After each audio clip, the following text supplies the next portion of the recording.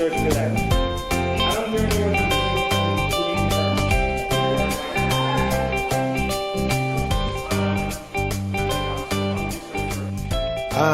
I gave them I use it as a project because first off, some of the students would not be interested in coding if I just simply taught them coding in isolation.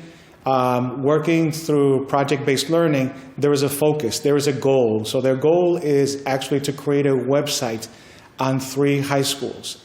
So they're learning about coding through a project. The HTML is a tool to help them because the choice that they're going to make is going to affect their next 4 years of life.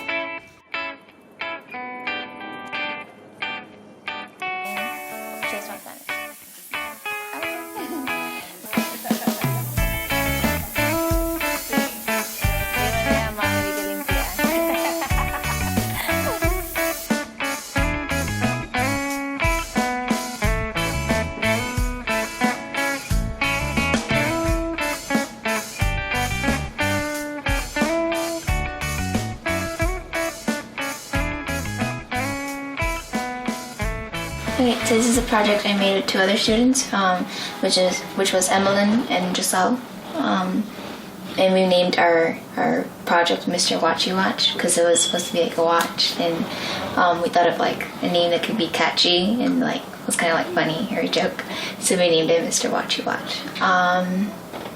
The project was about helping people who are blind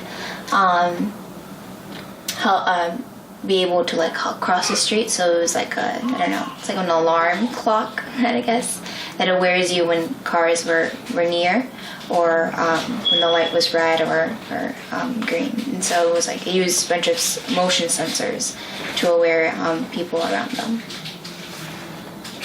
Alright, so this was just the background research I did behind sound and robot sensors that were parts that we needed to make the Mr. Watchy Watch. Well, we guessed. I mean, it was we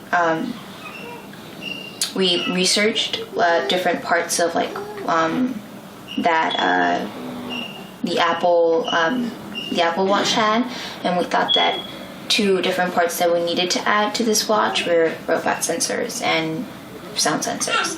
Just like, so the sound sensors were for it to be able to like recognize different sounds, and then the robot sensors was to be able to recognize different motions that's going around them. Okay, so this is just like how we thought about it first. At first we thought it would be a bracelet with various like detectors, and then we thought it would be like a pole that out around the street, like our lamp poles. They would tell you if they were able to cross, and then our third final idea was to make it a watch, which was in without the light detectors, I think it was. And then blah, blah. So I mean, being able to not just again like sit in class and learn about these things, but go out and actually experience them, I think was going to benefit her not just in really being able to like understand deeply the things that she's learning about, but then also like acquire those other skills that will allow her in the future to be successful in a work environment.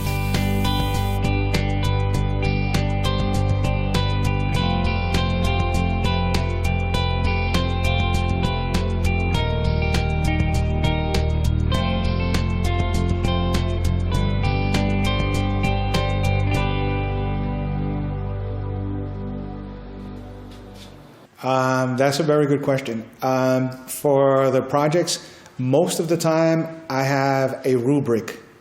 And so that's the criteria. What is an exemplary project? What criteria must it have? What is the minimum requirements? So based on the rubric, students are graded. And I present it to the students beforehand so that the students know what are the expectations.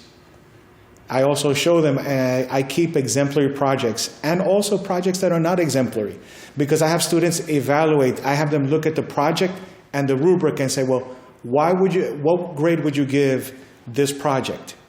Based on the rubric, I give it to them in their hands. So they will determine themselves what is the grade, and they have to explain why using the rubric. So they go through that exercise first before they actually finish and present theirs. They've already seen what a good project looks like, what a not so good project looks like, and why a project is good and why a project is not so good. You have to refresh and renew yourself as a teacher if you want to be a good teacher. It stimulates students and it stimulates you as a teacher. Because you're asking yourself also, how can I make this interesting? If I was a student, how would this be interesting? And so that helps you with your focus when you're creating that final goal, that objective, or that project. I am 24 years teaching, and sometimes when I try new things, I'm a little scared. But you always look at yourself and you look at your students. What benefit is this going to provide my students? As a teacher, the greatest joy that we have is when we see our students become successful later on. And that is what, through project-based learning, we're helping them, give them the tools so that they can become successful in life. I think the challenge is always making sure that the students are engaged at a high cognitive level. Because there are times if the project is not really well thought out and tied to our curriculum and tied to standards, then what happens, we can see high levels of participation and the students can be engaging and doing something. But if it's not something that's really elevating their learning and it's not tied to real learning outcomes, then what happens is all we have is a culmination of a nice project. And so that's why, it's progressive. There's a lot of formative assessment throughout, and it culminates into that one big project that has everything to do with applying what I learned. Because their first beginning, they have to set the structure. So one of the things that we do, for example, is as teachers to begin to do turn and talk, where the students can share a concept and then share it out. But really begin to do it in small ways and then get into something a lot bigger. I think one of the clear ways is to begin to look at a unit that you're working on and really begin to see how can this unit really show us through an application that they have really mastered what they've learned. So when we're looking at math, we can think of projects that are tied to mathematicians. What kind of projects do mathematicians work on? If we think of science, how do we make science a real research kind of class where it has everything to do with project whatsoever? Try to find projects that are authentic and really show what the person, if you're doing literacy, what does a literacy person do in the real world? So once we find projects that are meaningful and have a real connection, I think that really excites the teacher and excites the students as well. And it'll be a natural way to bring in mentors. It'll be a natural way to go out into the real field and see what it looks like. And it'll also be a way of really helping us, really giving like I said, the students the skills that they need. But as with anything, you don't jump into it quickly. You spend time researching, you spend time studying, you do intervisitations, you do book studies, and then you start small, and starting small is begin to create the structures in the class.